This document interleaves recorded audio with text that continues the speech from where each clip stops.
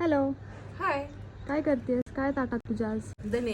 मला बऱ्याच जणांनी असा प्रश्न विचारला कमेंटमध्ये की ताई धन्याचा व्हिडिओ टाका. तर मी धन्याचे व्हिडिओ टाकलेले आहेत, पण एवढा शोधत बसण्यापेक्षा त्यापेक्षा म्हटलं जाऊ दे, नवीनच करून टाकते म्हटलं व्हिडिओ, कारण मला पण धने लावायचेच आहेत ना. तर दाखवते. तर धने कसे लावायचे आता मी तुम्हाला दाखवते. तर हे नर्सरीमधून आणलेत वेगळ्या बिया का घरातलंच आहे हे? अगं घरातलेच आहेत, आपण मसाल्यामध्ये आणतो ना धने आपल्याला लागतात म्हणून हां. तेच आहेत.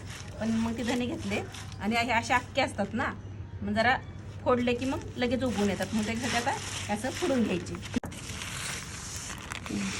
ठीक आहे. तुम्हाला सगळ्यांना माहितीच असेल, मी कुंड्या अशा भरून ठेवते. माती, कोकोपीट, किचन खत आणि शेणखत. तर याने असं ही पूर्ण भरलेली कुंडी आहे. त्यामध्ये मी धने लावणार आहे.